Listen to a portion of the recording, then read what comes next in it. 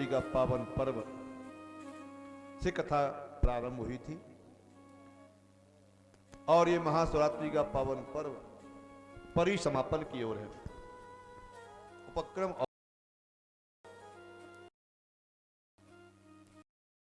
पावन व्रत ये रात्रि का व्रत होता है। पूजा की सवेरे अपने जल चढ़ाया, बिल्व चढ़ाई और अपने खाए पिए फलाहार किया, मस्ती, रात में अपने सो गए। महाशिवरात्रि रात्रि का ही पर्व है, रात्रि का ही उपवास है, अनुष्ठान है। सज्जनों, भगवान श्याम सुंदर ने महाशिवरात्रि का पावन व्रत अनुष्ठान किया। ऐसे नहीं, हिमालय में जाकर के, कैलाश में जाकर के, और उपमन्यु ऋषि को अपना गुरु बनाया। भगवान श्याम सुंदर ने उपमन्यु ऋषि गुरु बनाया और उनसे शिव मंत्र की दीक्षा ली। भगवान शंकर की 16 महीने तक भगवान श्याम सुंदर ने मुंडन कराया, लाल वस्त्र पहने और पैर के एक अंगूठे के बल पर खड़े होकर के भगवान श्याम सुंदर ने 16 महीने तक हिमालय में साधना की। भगवान श्याम सुंदर की साधना से प्रसन्न होकर के भगवान शिव ने दर्शन दिया। मैया पार्वती समेत भगवान श्याम सुंदर को भगवान शिव ने दर्शन दिया और कहा, हे यदुवंशिरोमणि, मैं आपकी तपस्या से, साधना से बहुत प्रसन्न हूं, क्या चाहते हो, क्या कामना है? भगवान श्याम सुंदर ने भगवान शंकर से 8 वर मांगे। पहला वर, मेरी बुद्धि भगवान शिव धर्म में लगी रहे, शिव के प्रति मेरी बुद्धि श्रद्धा बनी रहे, मैं उनका अनन्य भक्त बना रहूं, शिव भगवान आपका, मैं ये वरदान चाहता हूं। दूसरा वरदान, मेरा यश सदा अविचल रहे, मेरे यश, मेरी कीर्ति निरंतर बनी रहे।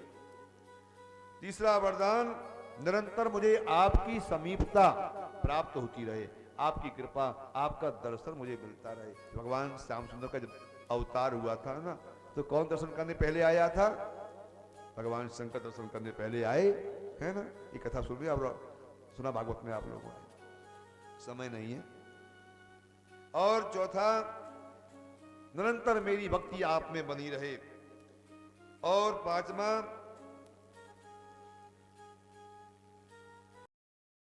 से 10 पुत्र हों। ये भगवान शिव का ही वरदान था। और छठवां वरदान, संग्राम में मैं समस्त अहंकारी शत्रुओं का मैं वध कर सकूं, उनको जीत सकूं।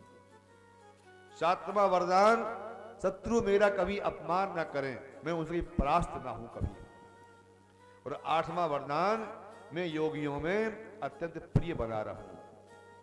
भगवान श्याम सुंदर का क्या नाम है? योगेश्वर। भगवान शंकर भी योगेश्वर हैं तो भगवान श्याम सुंदर भी योगेश्वर हैं। यत्र योगेश्वरः कृष्णो यत्र पार्थो धनुर्धरः, गीता का अंतिम श्लोक है। भगवान श्याम सुंदर भी योगेश्वर हैं, भगवान शंकर भी योगेश्वर हैं। देखो, 8 वरदान भगवान शंकर ने दिए और 8 वरदान मैया पार्वती ने दिए थे भगवान श्याम सुंदर को। 16 वरदान। क्यों तपस्या कितनी की भगवान श्याम सुंदर ने? 16 महीने। 16 महीने तपस्या की तो 16 वरदान प्राप्त हुए। 8 भगवान शिव ने दिए, 8 मैया पार्वती ने दिए। जो 16,108 विवाह का वरदान मैया पार्वती ने दिया। 10 पुत्रों का वरदान भगवान शिव ने दिया और 1 कन्या होने का वरदान मैया पार्वती ने दिया कि प्रत्येक पत्नी के 10-10 पुत्र होंगे और 1-1 कन्या होगी। दोनों हो जाते पुत्र, 11-11 पुत्र हो जाते। 10-10 पुत्र ही क्यों हुए? ये वरदान भगवान शिव का है, भगवान श्याम सुंदर। 10-10 के 10-10 दिन के 10-10 के 10-10 दिन के 10-10 के 10-10 उनके 10-10 के 10-10 56 करोड़ यदुवंशी थे। केवल भगवान श्याम सुंदर के ही 1,80,000 बेटा थे। क्या आप लोग भगवान शंकर के नहीं हो क्या? हैं? भगवान श्याम सुंदर के नहीं हो? हम सब लोग उनकी संतान तो हैं ही सज्जनों। और भगवान शंकर ने स्वयं कहा कि मैं भी, भगवान श्याम सुंदर ने मांगा प्रभु से, प्रभु मैं तो आपसे प्रार्थना करता हूं, आप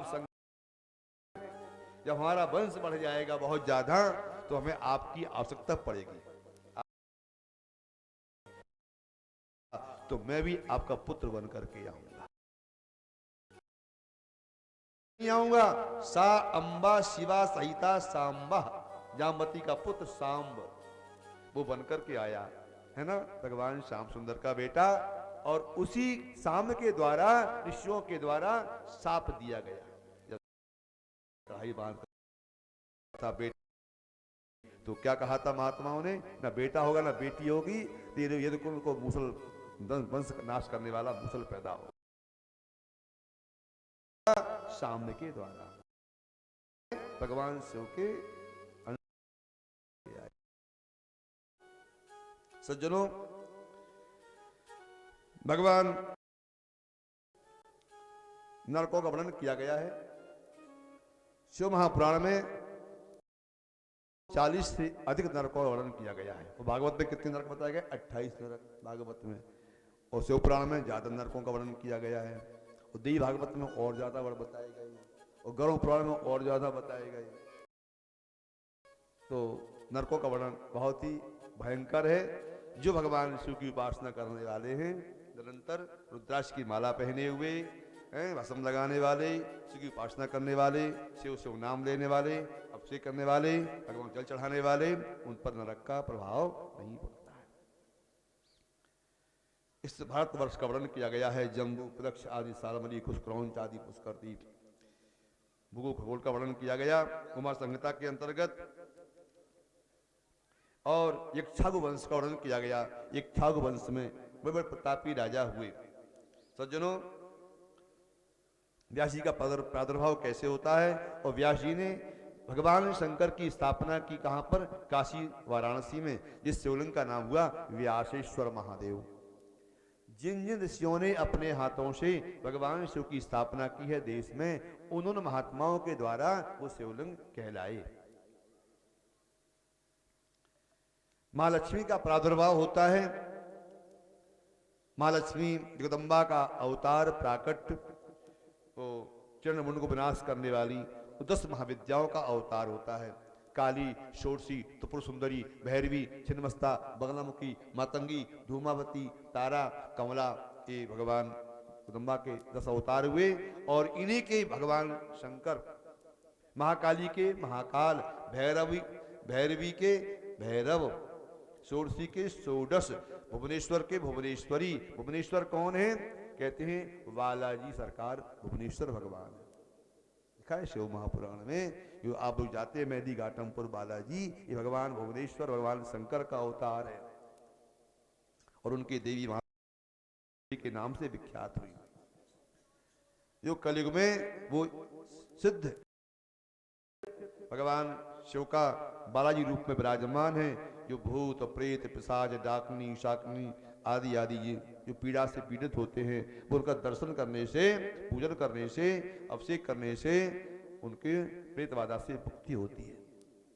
जी शिव पुराण में कथा आती है। सज्जनों, जगदम्बा ने और मुंड आदि रक्त बीज, महिषासुर आदि दैत्यों का विनाश किया। भगवान के कर्मकांड का तो बहुत वर्णन किया गया है शिव महापुराण में। इतना कर्मकांड दिया गया है कि आदमी, मनुष्य जो है उसका पालन। यदि सन्यासियों का नियम बताया गया है, सन्यासियों के लिए क्या नियम होता है। भैया पार्वती को भगवान शिव ने सन्यासी के संबंध बताया कि सन्यासी का दाह संस्कार नहीं किया जाता है। सन्यासी का होता भू समाधि या जल समाधि। ये नियम भगवान शिव ने मैया पार्वती को सुनाया।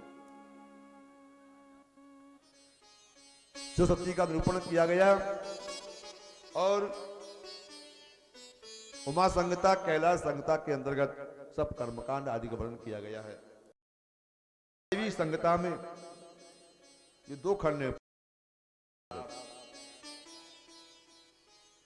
वायवी संहिता के अंतर्गत 14 विद्याओं का वर्णन किया गया है और अभी तक जितनी आपने कथा श्रवण की है करके जितनी कथा श्रवण की है आप लोगों ने अभी तक शिव महापुराण के अंतर्गत वो संपूर्ण कथा संक्षेप में वायु देवता ने ऋषियों को सुनाया है। वेद व्यास जी महाराज को कहां पर? काशी क्षेत्र में, वाराणसी नगरी में।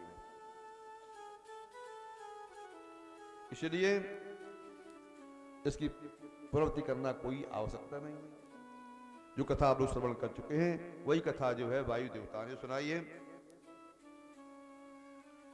और भगवान संपूर्ण इस संसार ये पृथ्वी भगवान है। कहते कि भगवान शंकर पार्वती जी नाराज हो गए। भगवान शंकर ने कह दिया तुम तो काली हो। जो काली कहा कोई अपनी पत्नी से काली कह दे हैं तो उसे नाराज नहीं हो जाएगी, वो गुस्सा हो गई कि हमसे काली कहती हो। अब मैया पार्वती रूठ गई, नाराज हो गई। भगवान शंकर मनाने लगे। मानापनोदन विनोद नते गिरी से भासैव संकुचितयो उचितम तदिंदो भेतुम भवान सृजतम दुर्दम भवानी नम्री भवानी सरोजरांगिपाणे। भगवान शो मैया पार्वती के पैरों को पकड़ना चाहते थे, मना रहे थे कि देवी नाराज मत हो, हम तेरे है ना। कभी कभी गुस्सा में आकर के तो पत्नी तो कह सकती है पति से कि हम तेरी पांव पड़ते हैं, पांव पकड़ते हैं, हमसे गलती होगी क्षमा करो। लेकिन पति पत्नी से कहे ये तो बड़ी दुर्लभ बात है। भगवान शिव मैया पार्वती को जो मनाने के लिए उन्होंने हाथ बढ़ाए, मैया पार्वती ने पैरों को पीछे कर लिया। नहीं नहीं ये क्या करते हो आप,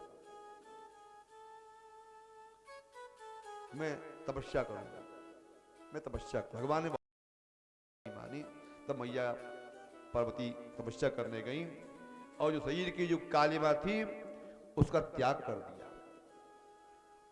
उससे एक बेटी उत्पन्न हुई जिसका नाम था कौशिकी। कौशिकी प्रकट हुआ। कौशिकी माता की जय हो। यहाँ देवी भागवत का कुछ दृष्टांत कथाएं संक्षेप में दी गई हैं क्योंकि ये संपूर्ण कथाएं का विस्तार देवी भागवत किया गया है। भगवान शंकर ने ऋषियों को सूत जी महाराज ने शैव ज्ञान का उपदेश दिया।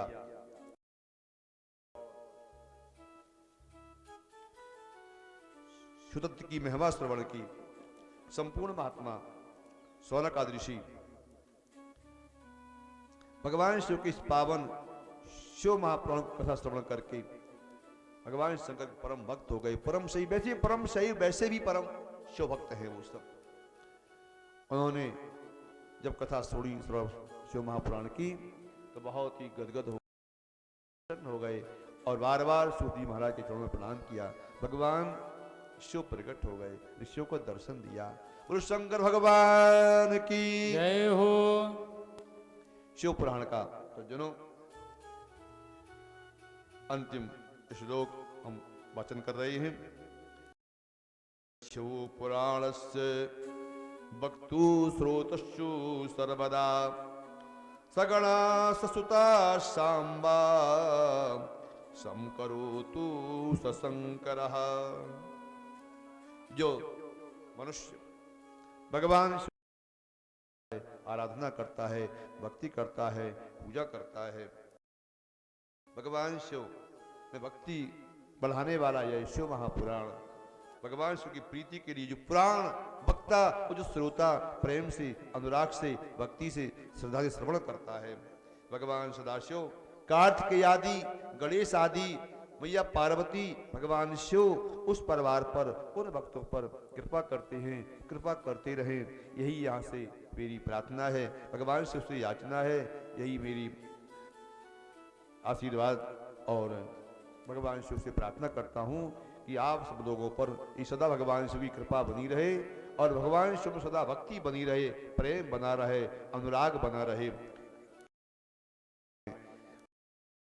से जो 11 दिन में आपने कथा श्रवण की, 10 दिन में कथा श्रवण की, आज कथा का समापन हुआ और कल जो है सुबह प्रातःकाल हवन और भंडारा आदि का प्रसाद प्राप्त करेंगे। तो व्यासपीठ से यदि कुछ कोई ऐसे शब्द निकल गए हों जो किसी को अप्रिय लगे हों, श्रुति कटु लगे हों, तो मैं उनको वापस मुझे प्रदान की भगवान शंकर की भक्ति, प्रेम,